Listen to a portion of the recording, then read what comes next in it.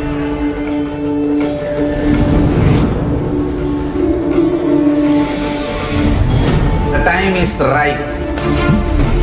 The world is ready.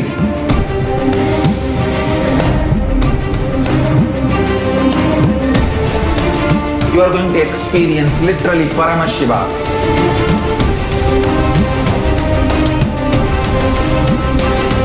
Most powerful, intangible but definitive, intense processes.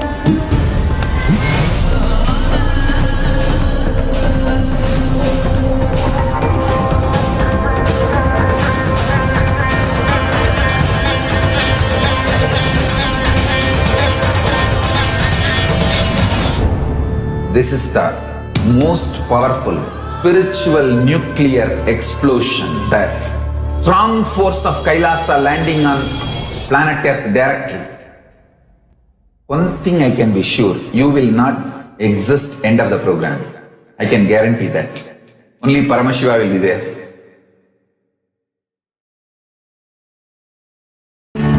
பார்த்து ஏங்கும் பெருமை கொண்ட பரமன் நித்திய பாதுகை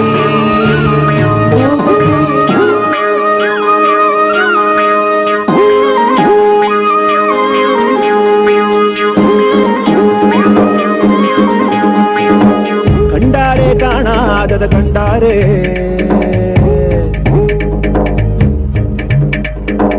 கண்டாரே காணாதத கண்டாரே ஒரு வீடு ஒரு கூடு அட எதுவும் கிடையாதே சாக்காடு பிடிமூப்பு அதையெல்லாம் கடந்தாரே கண்டாரே கைலாசம் கண்டாரே கூத்தாடும் சடையாண்டி அதை குறியா கொண்டாரே காத்தோடு கதை பேசி சிவஞானம் கண்டாரே பத்தோட ஓரட்டு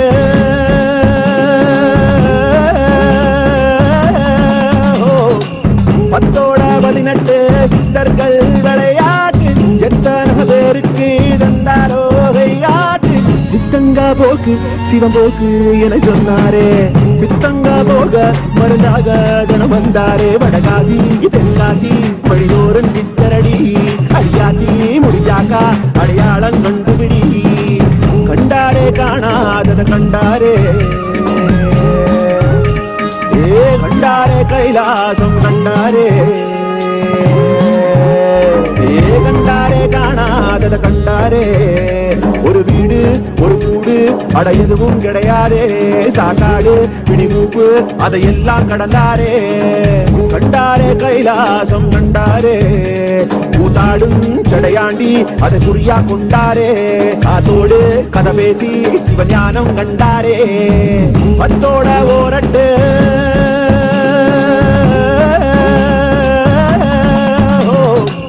பத்தோட 18 சித்தர்கள் விளையாட்டு எத்தனை பேருக்கு தந்தாரோ விளையாட்டு சித்தங்கா போக்கு சிவம் போக்கு என சொன்னாரே பித்தங்கா போக மருந்தாக தினம் வந்தாரே வடகாசி தென்காசி வழிதோறும் சித்தரடி அடியாத்தி முடிஞ்சாக்கா அடையாளம் கண்டுபிடி கண்டாரே காணாதத கண்டாரே கண்டாரே கைலாசம் கண்டாரே கண்டாரே காணாதத கண்டாரே ஒரு வீடு ஒரு கூடு அட எதுவும் கிடையாதே சாக்காடு பிடிமூப்பு அதையெல்லாம் கடந்தாரே கண்டாரே கைலாசம் கண்டாரே கூத்தாடும் சடையாண்டி அதை குறியா கொண்டாரே காத்தோடு கதை பேசி சிவஞானம் கண்டாரே பத்தோட ஓரட்டு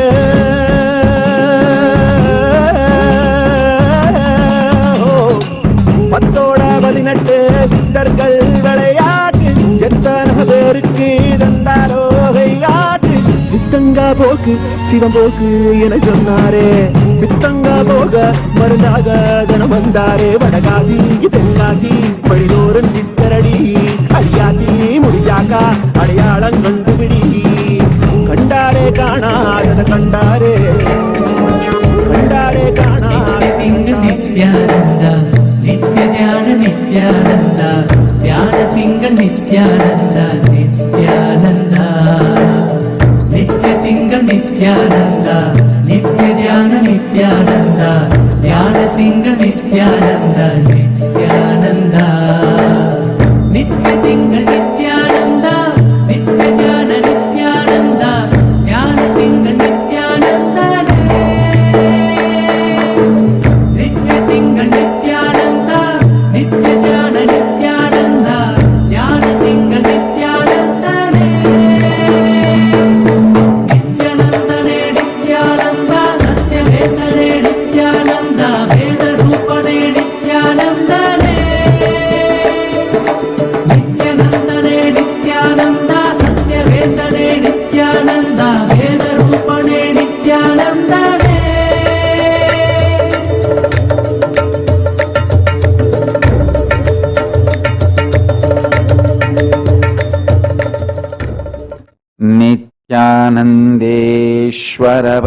Paramashiva Samarambam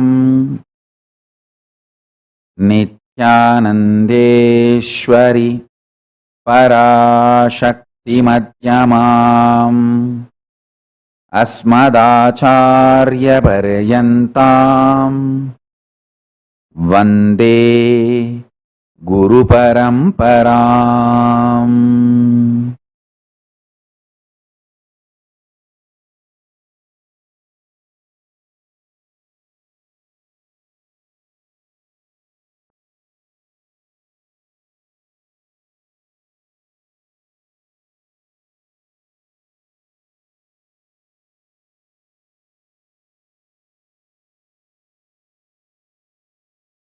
I welcome you all with my love and respect. I welcome all the living and practicing Hindus, de facto Kailasians from all over the world. I welcome all the Sarvanya Petakartas, Yajamans, Manifestors, Sarvaparityagis, Shri Mahans, Mahans, Kotari Danedars, visitors, viewers, Kayakalpa Yoga participants, Kailasas, ministers, diplomats, e-diplomats, citizens, consulate generals and supporters, Mantreshwaras, Vidyeshwaras, Ganeshwaras, Lokeshwaras, Astreshwaras. I welcome all of you with my love and blessings. Paramashiva's message directly from Kailasa.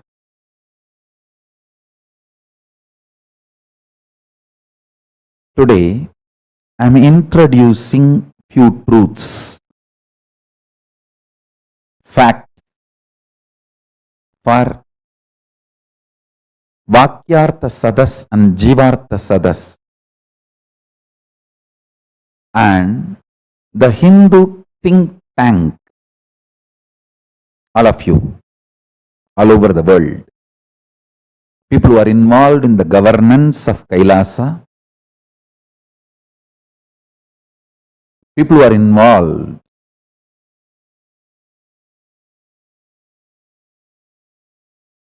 in the Hindu think tank.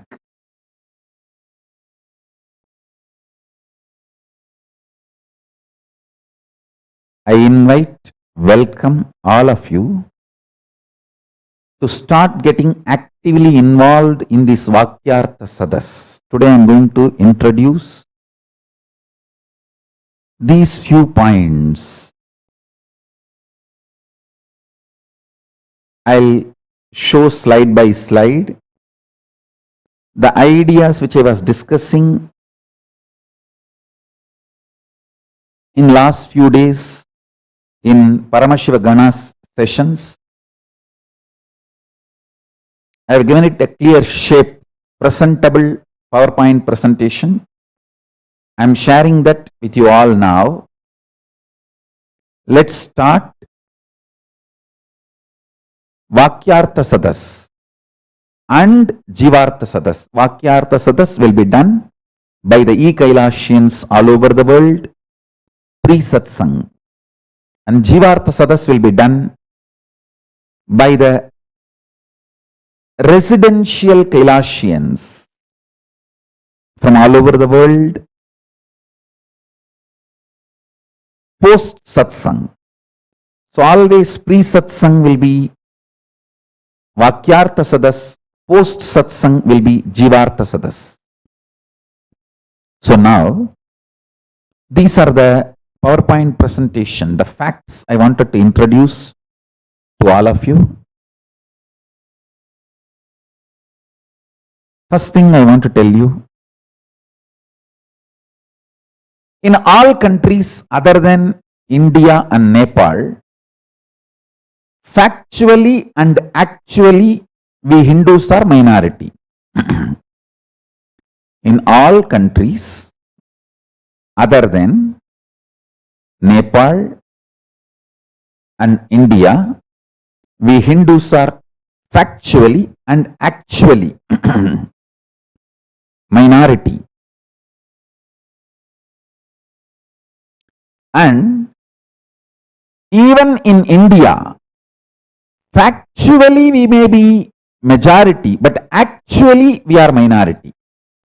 Due to multiple reasons, the anti-Hindu ecosystem is so strong, it is choking all the Hindu values and principles and Hindu identities, everything, whether it is a temple, our lifestyle, our diet, or our gurus, anyone who identifies himself with Hinduism or the principles identified with Hinduism, everything is under attack.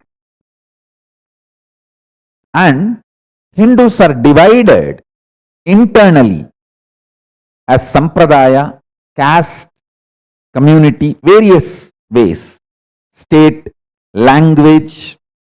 So, factually we may be majority, but actually we are minority. In India and Nepal, both, factually we may be majority, but actually we are minority. That's the truth. I am presenting you some of these slides.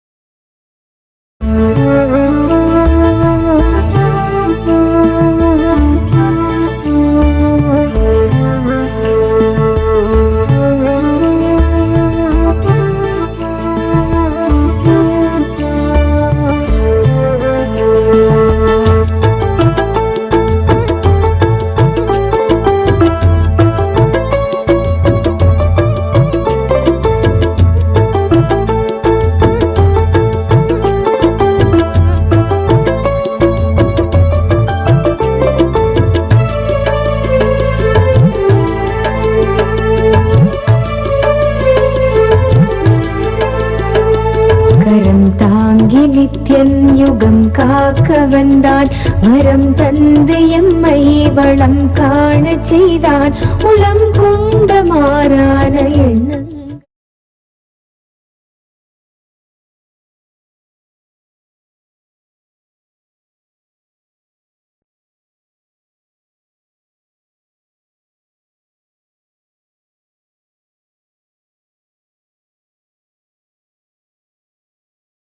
So this is the first truth I wanted to introduce.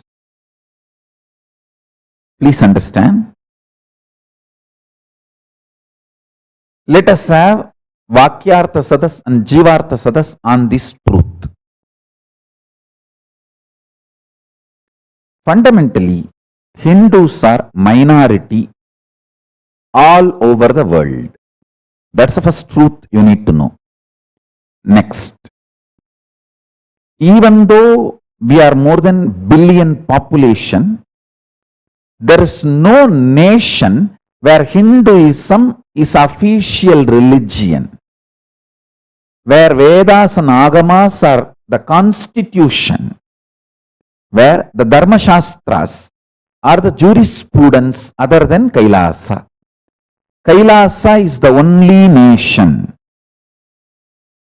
where Vedas and Agamas are constitution and where Dharma Shastras are jurisprudence.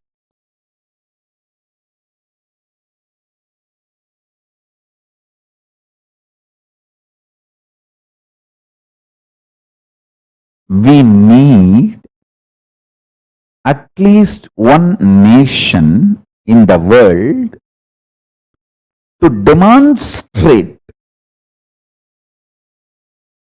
the greater vision of the greatest scientists who were founding fathers of Hinduism, the greatest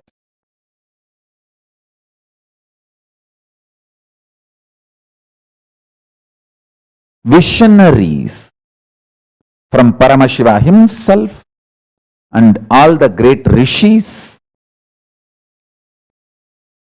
the greatest visionaries of Hinduism, what vision they reveal to the world. Fundamentally, Hinduism is the greatest science of life. Absolutely life positive science. We need at least one nation where all this great vision is presented, lived, demonstrated to the world. Fundamentally, we Hindus don't believe in conversion or terrorism. We are extremely life positive, life affirmative, life contributing religion and tradition.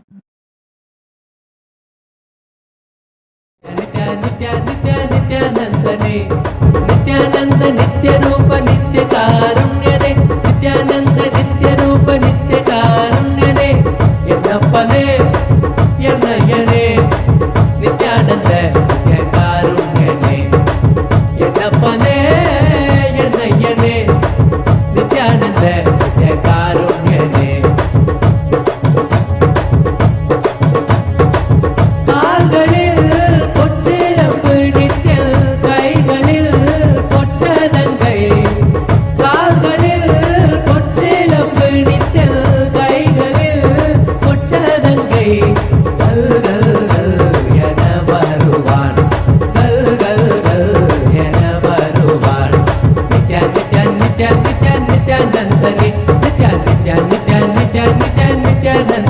Nityananda Nitya Rupa Nitya Karunyane, Nityananda Nitya Rupa Nitya Karunyane, Yennappane, Yennayane, Nityananda Nitya Karunyane, Yennappane, Yennayane, Nityananda Nitya Karunyane.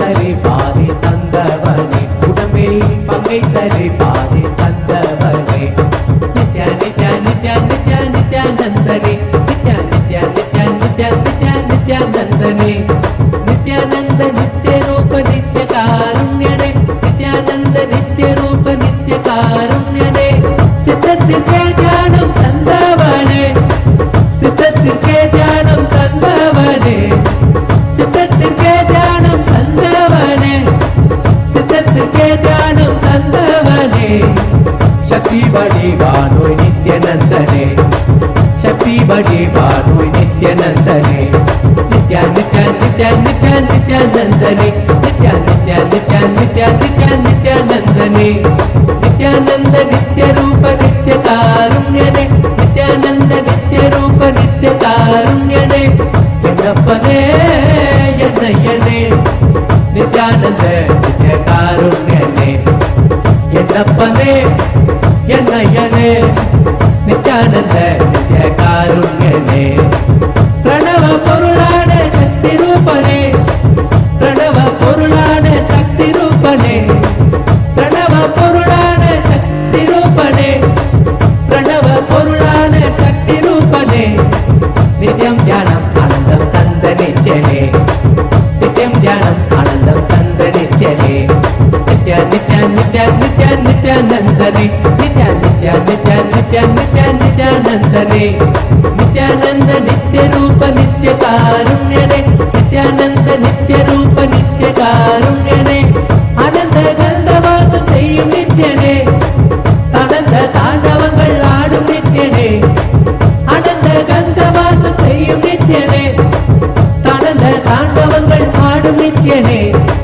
நித்ய கவசம் பாடி போற்றிடுவோமே உன்னை நித்ய கவசம் பாடி போற்றிடுவோமே Nithya Nithya nitya nitya nityanandane nitya nitya nitya nitya nitya nityanandane nityananda nitya rupa nitya karunya.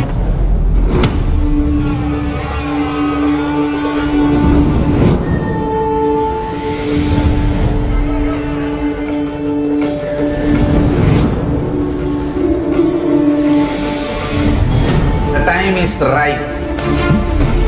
The world is ready.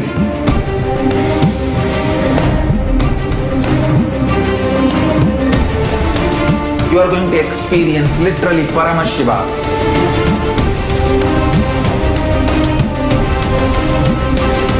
Most powerful, intangible but definitive, intense processes.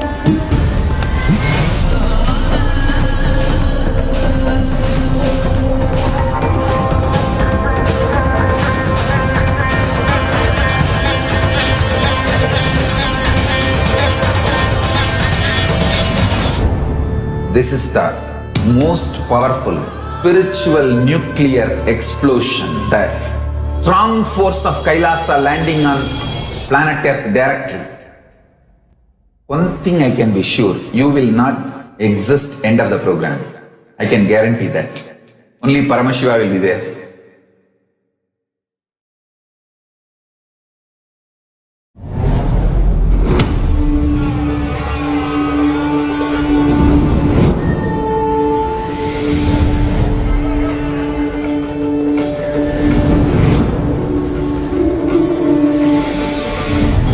The time is right. The world is ready.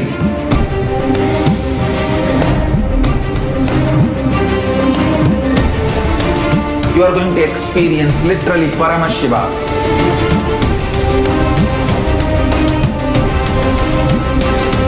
Most powerful, intangible but definitive, intense processes.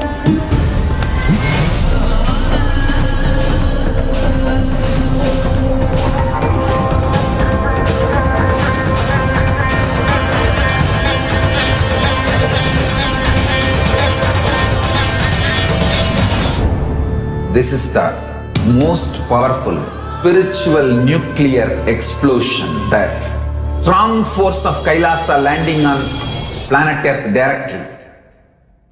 One thing I can be sure, you will not exist end of the program. I can guarantee that. Only Paramashiva will be there.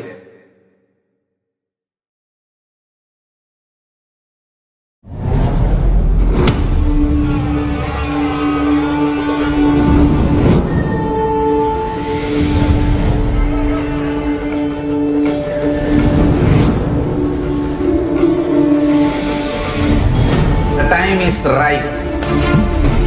The world is ready.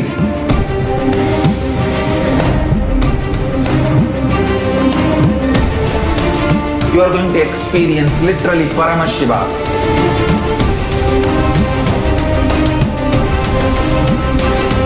Most powerful, intangible but definitive, intense processes.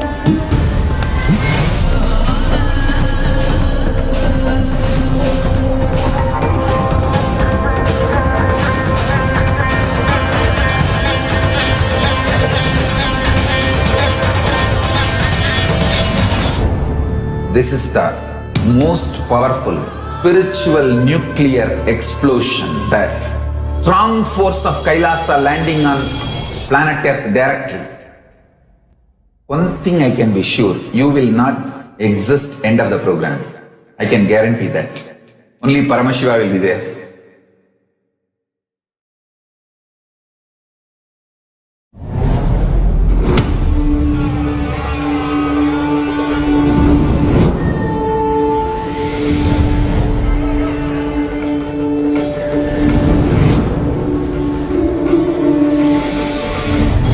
The time is right. The world is ready.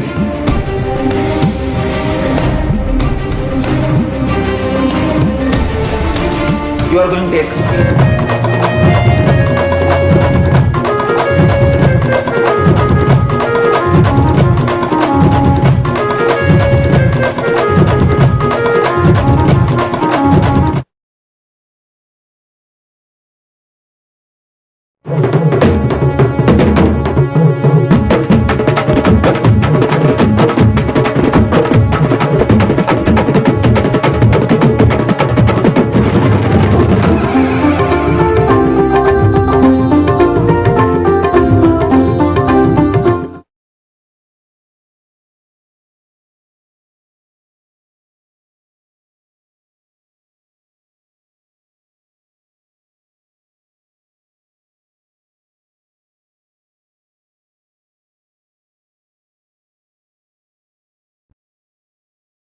Yes. So this is the first truth I wanted to present for the Vakyartha Sadas and Jivartha Sadas. If you are able to see me, hear me, please wave both your hands. Sorry for the technical glitch, because the large number is sitting from all over the world on two-way video conferencing and Zoom calls. Yes, great. The next point I wanted to present it to all of you.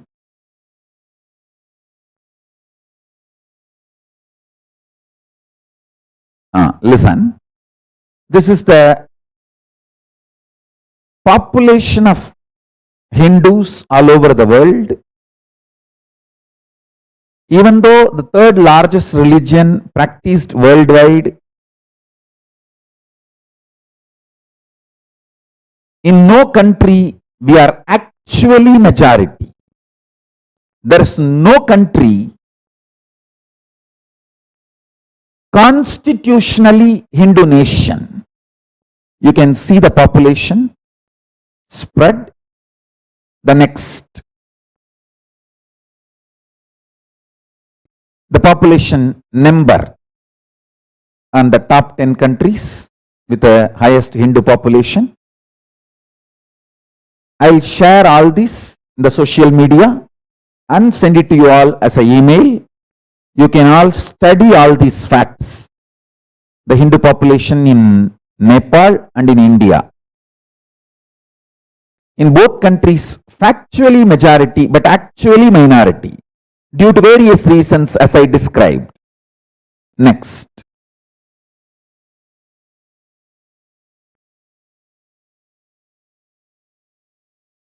Indian Constitution is secular. So these are few truths you need to know about it. Next. And the Hindu temples are not in the hands of the Hindus who used to administer the temples, the Madhadhipatis and the hereditary trustees in those days. Next. And these are also some of the facts. Next. These are also some of the facts. I wanted to bring this to all your notice, so we will start Vakyartha Sadas and Jivartha Sadas on these truths. Next.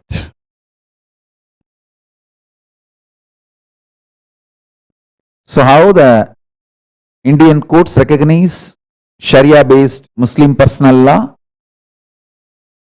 and claim themselves as secular. So these are some of the facts. I am presenting it to all of you for Vakyartha Sadas and Jivartha Sadas. Next.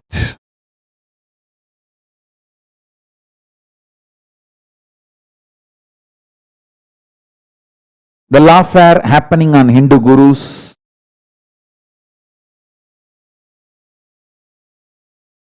Media starts the defamation and attack on the identity, then police continues, and then the whole ecosystem continues.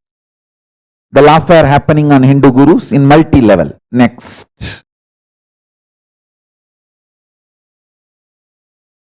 And the amount of religious violence happening on Hindu gurus, and how the Nepal decided, Nepal was forced to become secular. And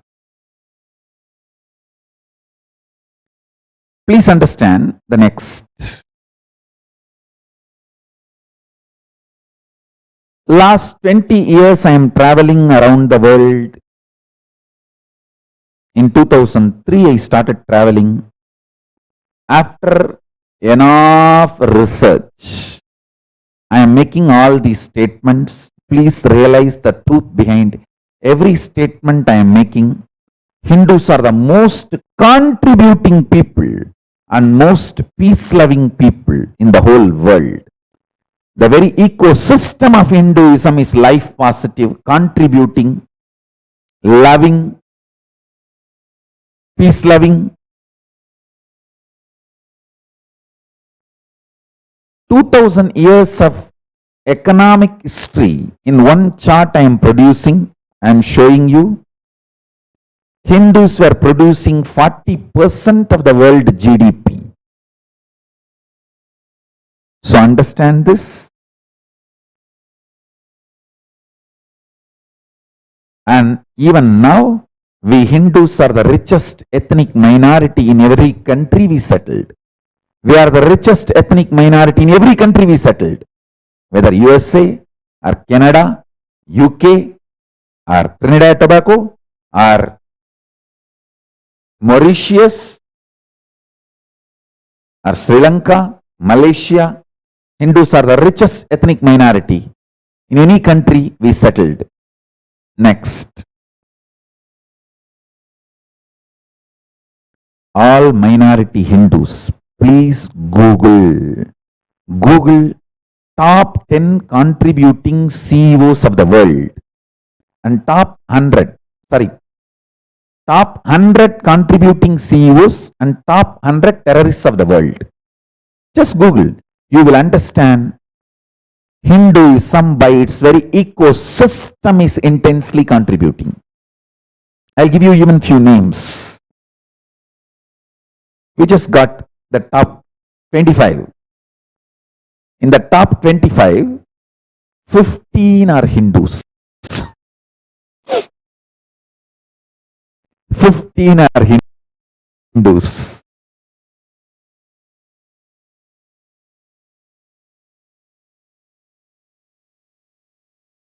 And I don't want to show the names of terrorists. You Google and find.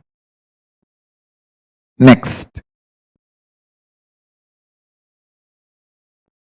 The list of Hindus leading governments all over the world.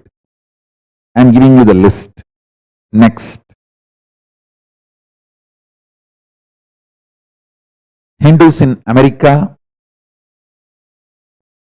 I am giving you some of the statistics. Next. Hindus in America is the lowest diverse rate. I am giving you the chart to prove the lowest diverse rate. Hindus in America. Next. The highest education, highly educated. 96% have college degrees. In US, I am giving you the statistics. The next. Hindus in America, highest individual income. Highest individual income. Next.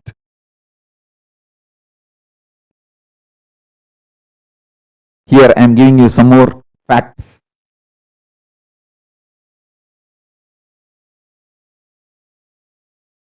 Hindus are the happiest people in UK. The studies are confirming. Many facts I presented in last few days meetings. I am presenting it with evidences and proofs. Next. Wherever we go and settle down, we are intense and life positive. It is not accident or coincidental. It is sincere, intense, hard work of our Hindu visionaries, Vedic rishis, from Paramashiva. From Paramashiva beginning, all the rishis, Vedic visionaries, incarnations, it is their sincere hard work. Literally our very genes carry this great value-based lifestyle.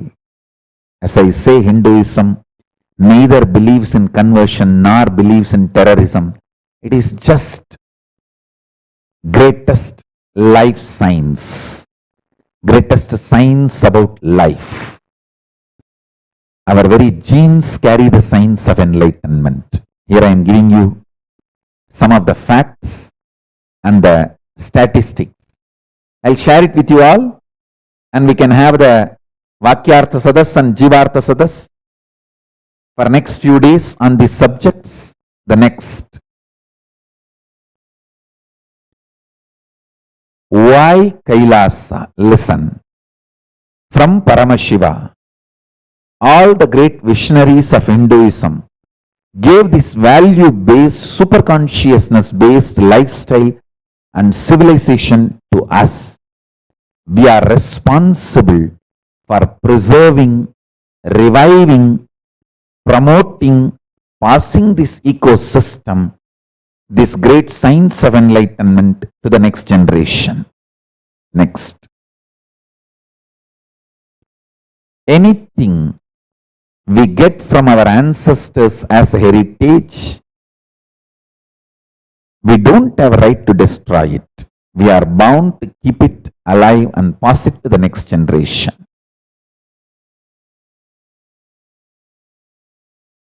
So we need Hindu nation to keep this tradition alive and revive what we lost and promote, share with the whole world. We Hindus need to wake up and realize just building temples alone are not enough to pass this great science, this great enlightenment ecosystem called Hinduism. We need to make the Hindu nation. We need to make the Hindu nation to keep this great science alive and pass it on to the next generation. Next. Building temples is in our very breath. It's in our genes. We are a temple-based civilization. But temple building may be great but not enough.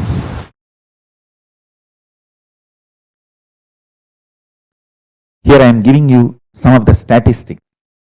Why Hindu temples are alone not enough to spread the knowledge and importance of Hinduism and to contribute to the world.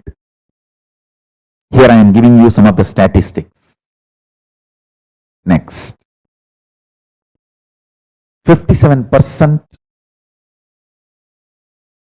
either seldom or never participate in religion.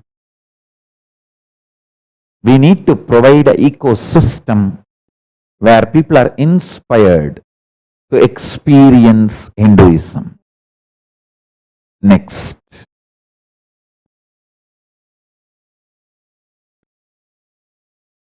It is time we should decide to preserve what we received from our ancestors, and we need to revive whatever we lost. See, last 200 years, the land area we existed has shrunk to less than 40%. Sorry, if we were in 100 square kilometer, I'm giving you an example, we shrunk to 40. We lost more than 60% of the land. Even this 40 is not constitutionally Hinduism, where we are allowed to live under the secular constitution.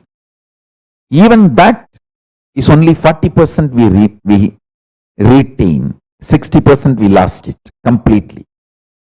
It is time we should decide to preserve what we received from our ancestors, and we revive whatever we lost last 1,000 years.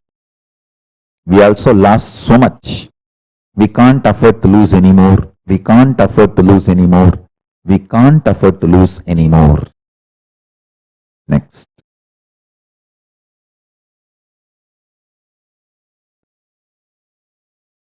We need Kailasa, where Veda Agamas are constitution, where Dharmashastras are jurisprudence, where Manusmriti and Arthashastras are Hindu economic principles, where Hindu universities act as knowledge transmission units, with Hindu libraries acts as a storehouse of the authentic knowledge repositories.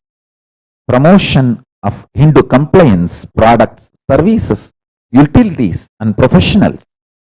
Preservation and promotion of Hindu medicine. All this is needed. Standardization of the Hindu services is needed. According to AICTE, the ancient universities of India, the center had 8 separate compounds, 10 temples, meditation halls, classrooms, lakes and parks. It had 9-story library where monks meticulously copied books and documents so that individual scholars could have their own collections. It had dormitories for students, perhaps the first for an educational institution, housing 10,000 students in the university heyday and providing accommodations for 2,000 professors. Nalanda University attracted pupils from and scholars from Korea, Japan, China, Tibet, Indonesia, Persia and Turkey. So understand, it is time we revive Hindu universities. 9 million manuscripts were burnt. The burning of the library continued for several months and smoke from the burning manuscripts hung for days like dark pall over the low hills. These are some of the persecution Hindus went through. Culturally, medically, economically, socially, politically, in every field, the great Hindu heritage need to be preserved, and whatever we lost need to be revived. It all needs to be made user-friendly and easily accessible and available to the world. It's time we do it. For all this large work, we need Kailasa nation. Fortunately, by the grace of Paramashiva, he himself, Paramashiva himself, already made Kailasa happen. We are connecting all the lands in which we got. Some countries have given us a small piece of land with autonomous status. Some countries have given with a nominal sovereignty. And we are stitching all of that legally and making a legitimate body called United States of Kailasa. It's happening by the grace of Paramashiva.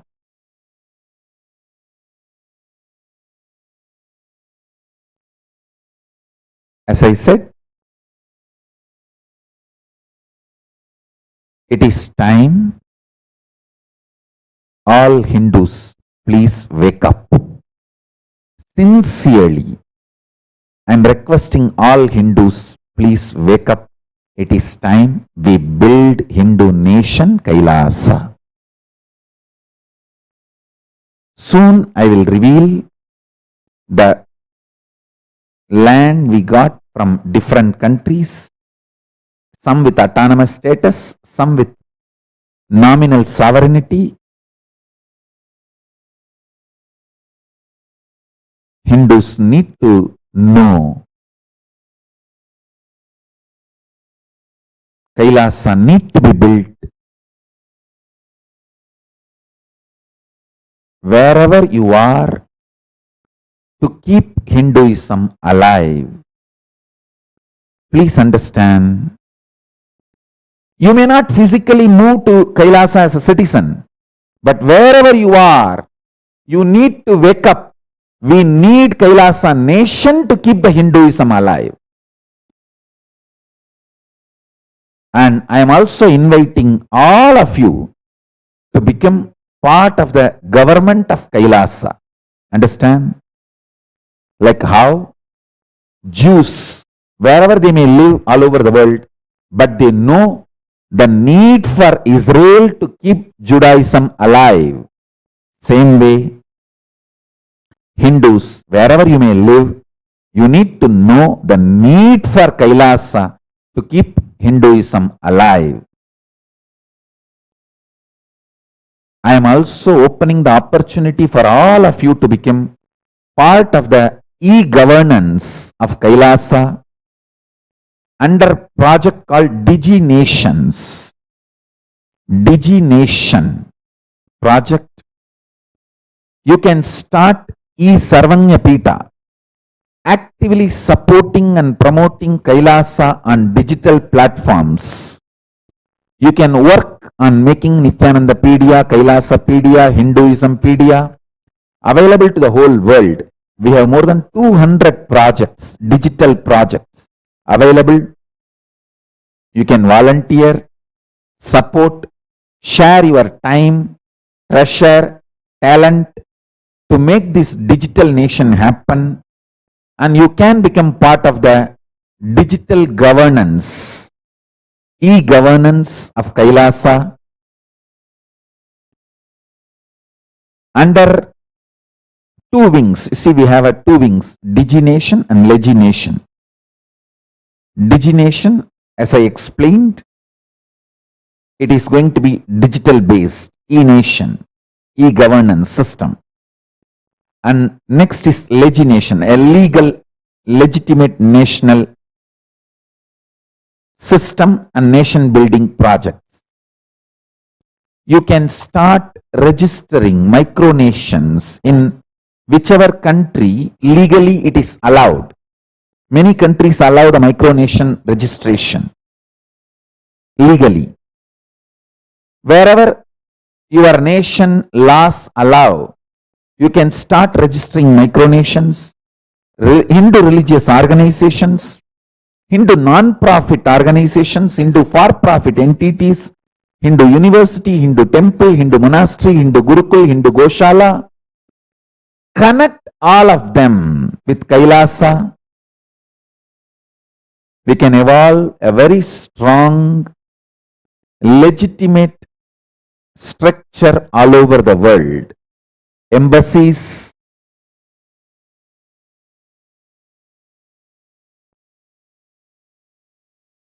the goal is to register all these as legal bodies and making them functional by reaching out to the world, taking Hinduism to the world, raising awareness among people and helping people to raise. You can email us at esjp@gov.kailasa.org.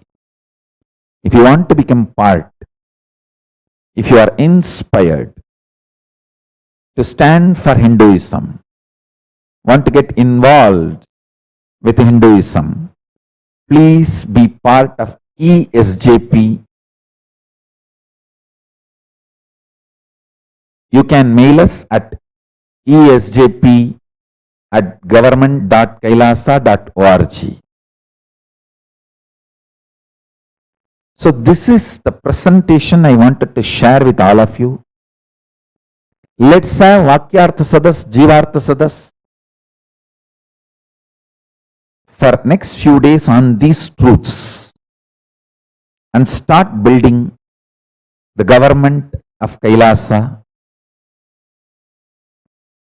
e-government of Kailasa.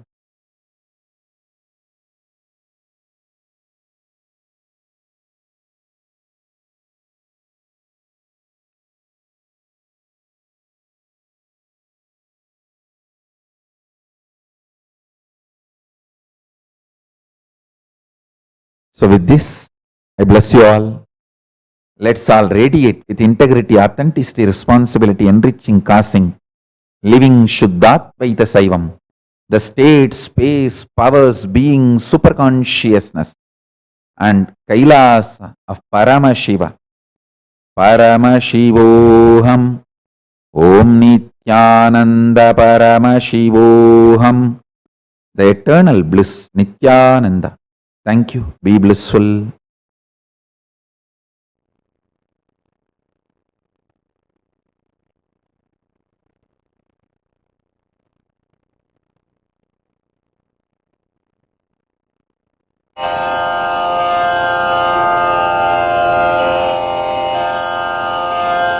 श्रीकैलासोन्नतद्वादशान्तश्यामलापीठारूढ श्रीमीनाक्षिसुन्दरेश्वरा भिन्नस्वरूप परशिवपुत्ररत्न Kumar गुरुमण्यतुल्यावतार श्रीपार्वतीस्तन्यपानलब्धदिव्यज्ञान विश्रुतसकलनिगमागमसारभूतद्राविडवेदप्रवक्त्रे श्रीमत्परमशिवकरुणासमधिगतमुक्तामयचतुरश्रयान् गीयमानछत्रचामर श्रीचिह्नकाहलादिसमस्तबिरदावल्यलङ्कृत ज्ञानविज्ञानचक्रवर्ती सर्वजनसङ्घसद्यो निर्वाणदीक्षाव्ययापवर्गवर्ष विश्राण Jimuta परमतकलभकेसरी शैवसिद्धान्तस्थापनाचार्य श्रीराजाधिराजपाण्ड्यमहाराजगुरु क्षपणशाक्यादिमहान्धकारनिवारणज्ञानभानु वीक्षणानर्हार्हध्वजोच्छेदनपूर्वक श्रीमद्वृषभध्वजस्थापक शैवसमयकर्त्रे सर्वज्ञपीठारूढ श्रीजगद्गुरु श्रीज्ञानसम्बन्धदेशिकस्वामि वागीशसुन्दरमाणिक्यवाचकस्वामिनाम् अवतारभूत श्रीज्ञानसम्बन्धस्वामि पुनरुद्धृत श्यामलापीठ सर्वज्ञपीठ 93 गुरुमहासन्निधान अरुणगिरियोगीश्वर परम्परागत अरुणाचल सर्वज्ञपीठ गुरुमहासन्निधान कैलास परम्परागत काञ्ची कैलास सर्वज्ञपीठ 33 गुरुमहासन्निधान नित्योत्सव नित्यमङ्गल नित्यकल्याण नित्यरजित कैलास परम्परागत आदि कैलास नित्यानन्दपीठ महासंस्थान महासिंहासन पीठकर्तः साक्षात् श्री परमशिव समुद्भूत कैलास परम्परागत वैवस्वतमनु इक्ष्वाकु हरिश्चन्द्र भगीरथ श्रीरामचन्द्र शूरसेन इत्यादि अनवच्छिन्न सार्वभौम चक्रवर्ति परम्परागत 64 योगिनी मण्डित 64 सम्प्रदाय प्रवर्तक मनुधर्मशासन सूर्यवंश प्राप्त सर्वज्ञपीठ सुराङ्गी साम्राज्य मूर्धाभिषिक्त चूडामणे साक्षात् श्री परमशिव समुद्भूत कपिल महागुरु पुनरुद्धृत महानिर्वाणिपीठ 800 श्री महामण्डलेश्वर साक्षात् श्री परमशिव सिंहासनाभिषिक्त समस्त गणनायक श्री महागणपति समारंभ अनवच्छिन्न पीठाधीश्वर गुरु परंपरा प्राप्त अटल पीठ 800 श्री अटल पीठाधीश्वर धर्म मुक्ति स्वर्गपुर स्वर्ण पीठ 23 गुरु महासन्निधान कैलास परम्परागत आदिपीठ सर्वज्ञपीठ जगद्गुरो श्री कैलास पुनरुद्धारक श्री कैलास परमाचार्य श्रीमत्परमहंस परिव्राजकाचार्य वर्य सच्चिदानंद प्रणव स्वरूप श्रोत्रिय ब्रह्मनिष्ठ श्रीमज्जगद्गुरु श्रील श्री भगवच्छ्री नित्यानंद परमशिव श्री ज्ञान संबंध देशिक परमाचार्य स्वामिन् अत्रागत्य परिपाल्य च अस्मान् विज्ञान वितरणेन विजयी भव जय जय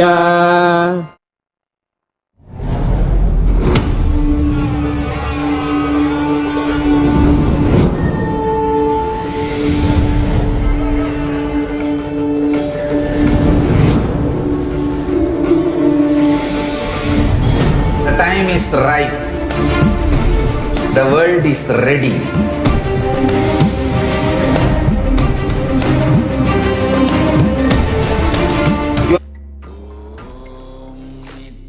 Nithyananda Paramashivoham.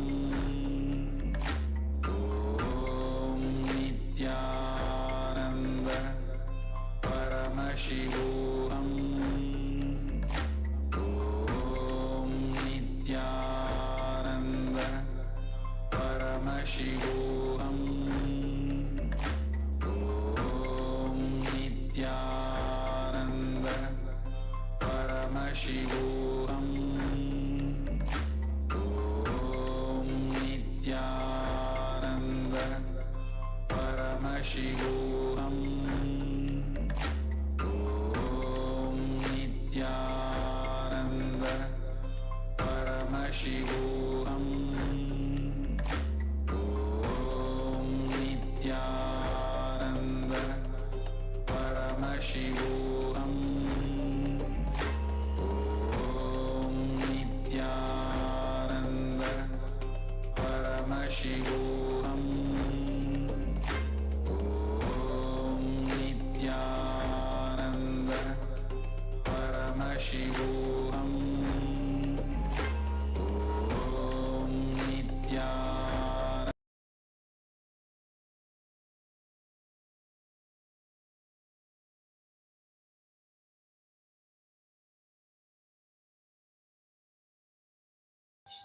Nithyananda, Kailasa, the only and the greatest Hindu nation in the world. For the hope of Hinduism and for the hope of humanity, Kailasa is the only solution for the revival of Hinduism and created for the purpose of all the Hindus as well as the entire humanity. For the first time on planet Earth, Hindus now have the voice to make decisions about their life. How should their temples be run? Who should run their temples? Should we be vegetarian or non-vegetarian? Should secularism is fair to Hindus? All of these questions we need to answer. As Swamiji brought out very important facts, truths about the real state of Hindus that we exist.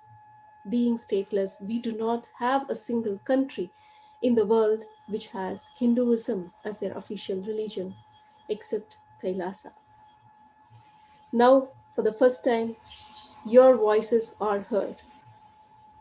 Important decisions about our life we can make.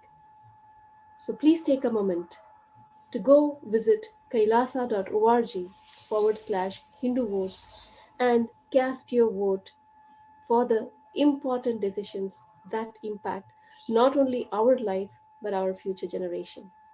Thank you. Nithyananda. Om Purnamada Purnamidam Purnat Purnamudachyate Purnasya Purnamadaya Purnameva Vashishyate. Om Shanti Shanti Shanti Hari Om Tatsat Sarvam Bhagavat Shri Nithyananda Paramashiva Padukarpanamastu. Om Nithyanandam. Thank you, Nithyanandam.